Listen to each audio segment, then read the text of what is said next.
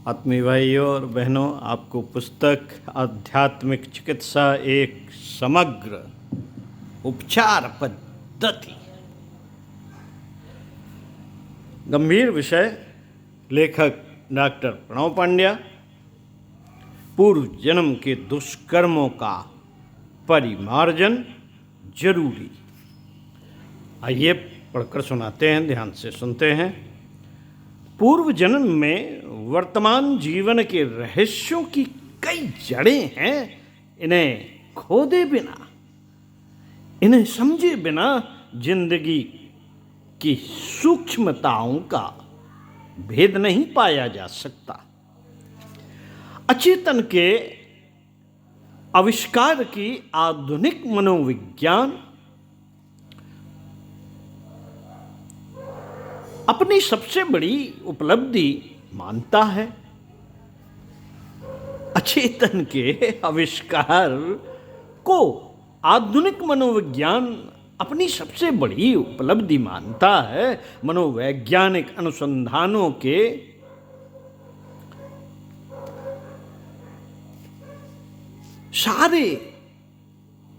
सारे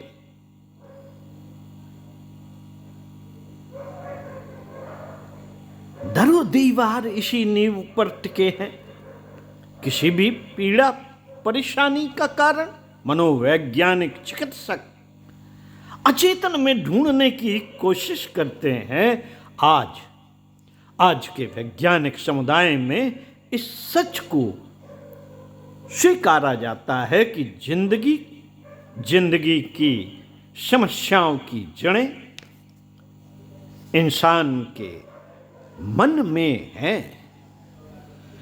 इंसान के मन में है। अनगिनत शोध प्रयासों ने इस तथ्य को प्राथमिकता दी है कि रोग शारीरिक हो या मानसिक, इनके बीच इंसान के अचेतन मन की परतों में छिपी होते हैं। परतों में छिपे होते हैं अचेतन मन की। इस सर्वमान्य स्वीकारोक्ति को विशेषज्ञों ने कई तरह से जांचा, परखा, सही पाया है। इसमें न कोई मतभेद है और न मनभेद। मित्रों, हाँ, सवाल इसका जरूर है कि अचेतन मन क्या है। तो मनोवैज्ञानिक इसके उत्तर में कहते हैं कि यह और कुछ नहीं, बस हमारा बीता हुआ कल है। बीते हुए कल में हमने जो कुछ किया, सोचा अथवा जो भावानुभूतियां पाई, उसकी गहरी लकीरें हमारे अचेतन मन में अभी भी बनी हुई है। इसे यूं भी कह सकते हैं कि हमारे बीते हुए कल की अनुभूतियां ही अचेतन का निर्माण करती हैं। यदि इन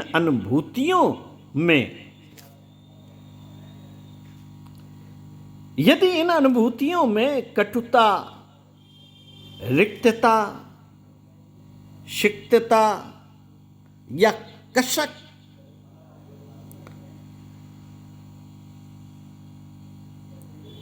बाकी रही है, यदि इन अनुभूतियों में कटुता, तिक्तता, रिक्तता या कसक बाकी रही है, तो वह रोग शोक के रूप में प्रकट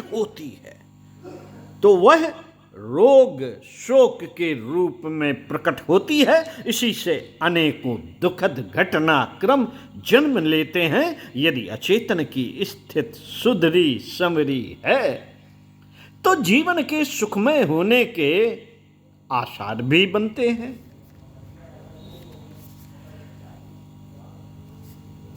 प्रायः सभी मनोचिकित्सक अचेतन की इस परिभाषा एवं प्रभाव से सहमत हैं, किंतु आध्यात्मिक चिकित्सक इस सत्य को अपेक्षाकृत व्यापक परिदृश्य में देखते हैं।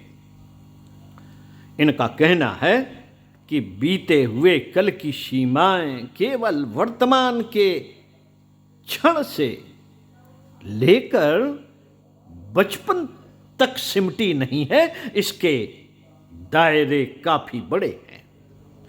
वे इतने ज्यादा व्यापक हैं कि इसमें हमारे पूर्व जन्म की अनुभूतियां भी समाई हुई हैं।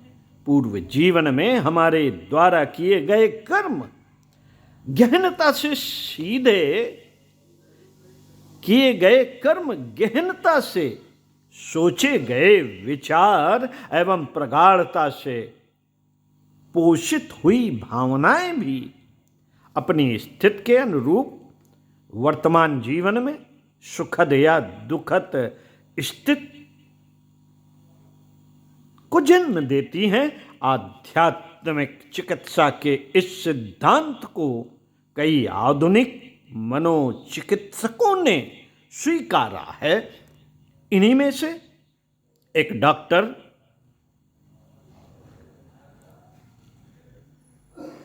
ब्रायन बीना, डॉक्टर ब्रायन बीज हैं। इन्हीं में से एक डॉक्टर ब्रायन बीज हैं जो अमेरिका में फ्लोरिडा क्षेत्र के अंतर्गत आने वाले मियामी शहर में मनोचिकित्सा कर रहे हैं। डॉक्टर बीज ने अपने चिकित्सा कार्य में कई बार पाया कि रोगी के दुख द्वंद के कारण उसके व्यक्तित्व की अतल गहराइयों में है।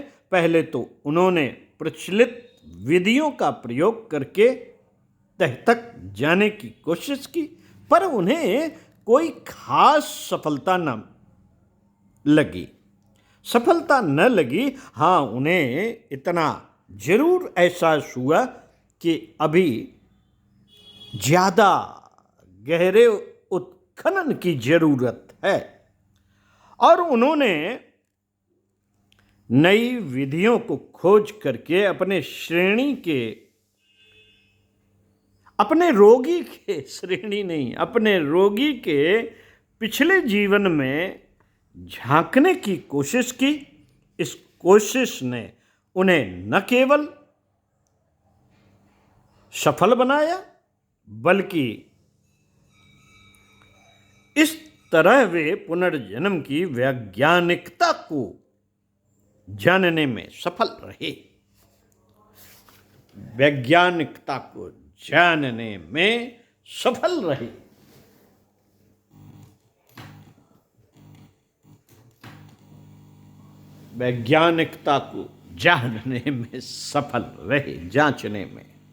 रहे, जानने में सफल रहे। डॉक्टर बीज ने अपने इन प्रायोगिक निष्कर्षों के अलग अलग ढंग से पुस्तकों में प्रकाशित किया। इन पुस्तकों में messages from the masters,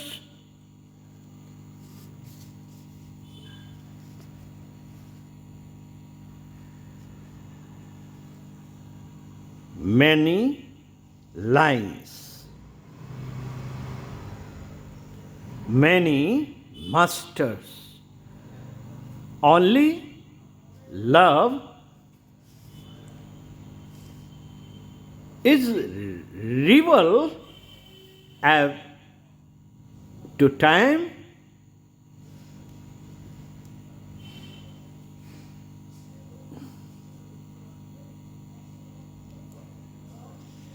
real एवं थ्रू टाइम्स इनटू हीलिंग मुख्य हैं। उनके इस वैज्ञानिक रचना से संसार में आध्यात्मिक चिकित्सा की हकीकत उन्होंने जानी, समझी एवं पढ़ी। इनके इस वैज्ञानिक रचना से संसार में आध्यात्मिक चिकित्सा की हकीकत जानी समझी एवं पढ़ी जा सकती है। साथ ही यह भी अनुभव किया जा सकता है कि किसी भी रोगी की सफल आध्यात्मिक चिकित्सा के लिए उसके पूर्व जन्म के ज्ञान का क्या महत्व है। डॉक्टर बीच के ये प्रायोगिक निष्कर्ष न केवल सामान्य पाठकों को अभिभूत करते हैं, बल्कि इन तत्वों की जानकारी ने उन्हें स्वयं को अभिभूत कर दिया। इसी का सुखद परिणाम है कि मनोचिकित्सक के रूप में अपने व्यवसाय का प्रारंभ करने वाले डॉक्टर ब्रायन वीच आज स्वयं को आध्यात्मिक चिकित्सक कहलाने में गर्व महसूस करते हैं। डॉक्टर बीच के इस सच को भगवत भूमि भारत ने युगांतर से अनुभव किया है। योगेश्वर श्री कृष्ण ने भगवत गीता में इस सत्य को बताते हुए कहा है,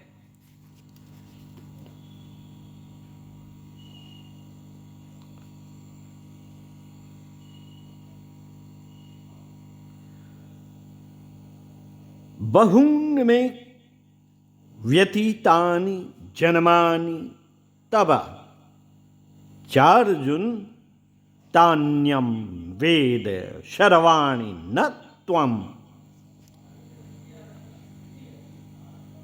वेत्थ परंतप। हाँ साथियों,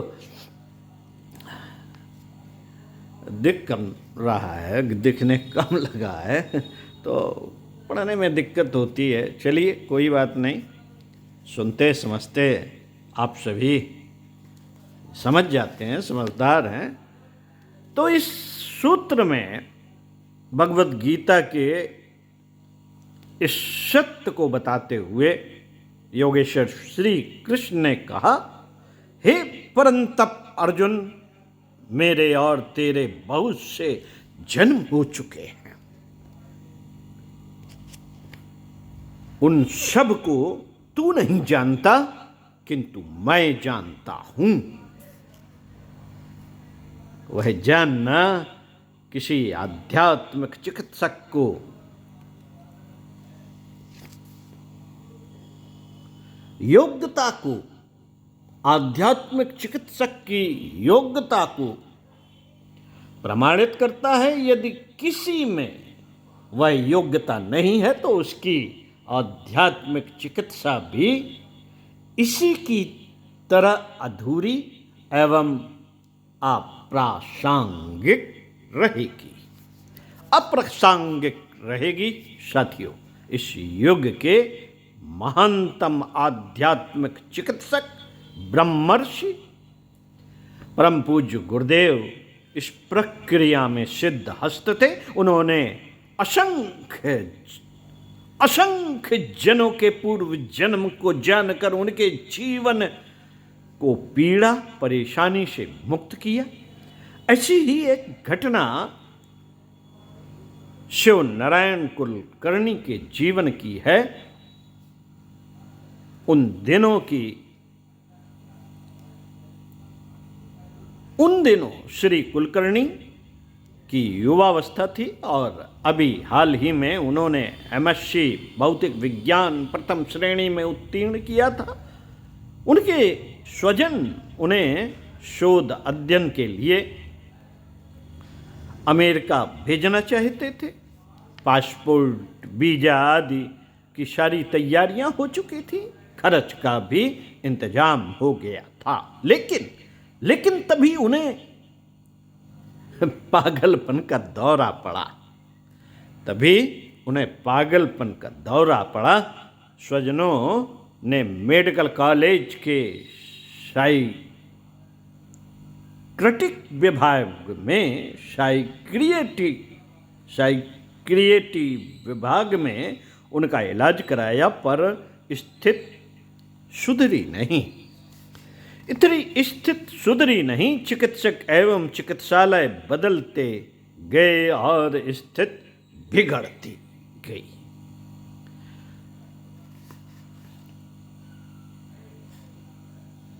हरे को हरि नाम, मुसीबत पड़े तो श्री राम। कहीं से ढूंढ खोज कर वे गुरुदेव के पास आ गए। गुरुदेव ने उनको बड़े ध्यान से देखा और उनकी आंखें छलक छलक आई। युवक श्री शिव नारायण कुलकर्णी के माता पिता ने जानना चाहा कि उनके इस लड़के का क्या होगा, क्या होगा। घर परिवार में सबसे होनहार बालक इतने बुरे पागलपन के चपेट में आ गया। उन चिंतित माता पिता की ओर देखते हुए गुरुदेव बोले, बेटा, तुम्हारे पुत्र की समस्या गंभीर है। तुम्हारे पुत्र की समस्या गंभीर है और इसका ठीक होना लगभग असंभव है। ऐसा करो कि तुम लोग अभी शांत कुंज में ठहरो और मेरे पास कल आना, तब कुछ समाधान सोचेंगे। बड़ों से बड़ी आपदाओं कुछ चुटकियों में हल कर देने वाले गुरुदेव ऐसा क्यों कह रहे हैं? यह राजपाट बैठे हुए कार्यकर्ताओं को समझ में न आया। उसने जिज्ञासावश पूछा, गुरुदेव, इस युवक के जीवन में कोई गंभीर बात है क्या?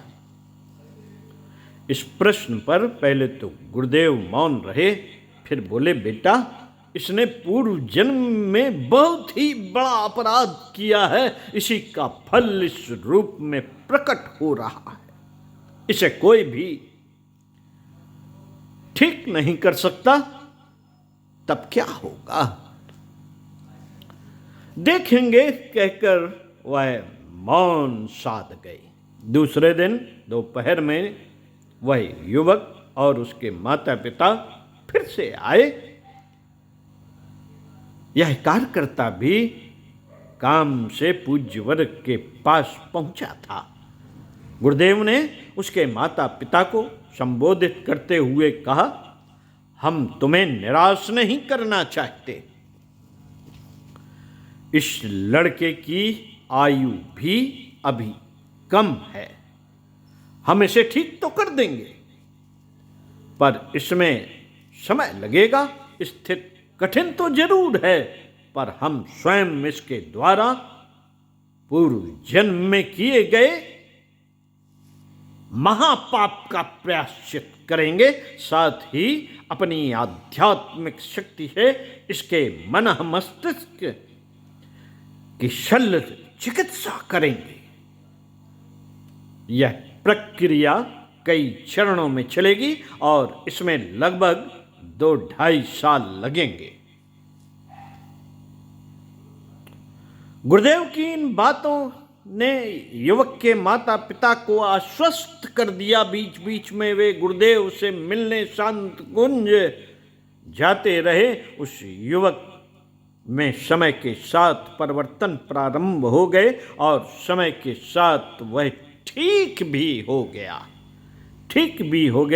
पूज्यवर की आध्यात्मिक चिकित्सा के विज्ञान को उस युवक के साथ उसके माता पिता ने भी अनुभव किया। साथ ही यह भी जान सके कि पूर्व जन्म में हुए दुष्कर्म और उसके उपजे रोग शोक का परिमार्जन आध्यात्मिक ढंग से ही संभव है। इसी विधि से प्रारब्ध के सुयोग दुर्योग बदले जा सकते हैं। ओम शांति। साथियों, सुनते रहिए कुछ अच्छा और पढ़ते रहिए कुछ अच्छा। पुस्तक के अगले भाग में पढ़कर बताएंगे प्रारब्ध का स्वरूप एवं चिकित्सा में स्थान। सुनेंगे अगले वीडियो में। ओम शांति।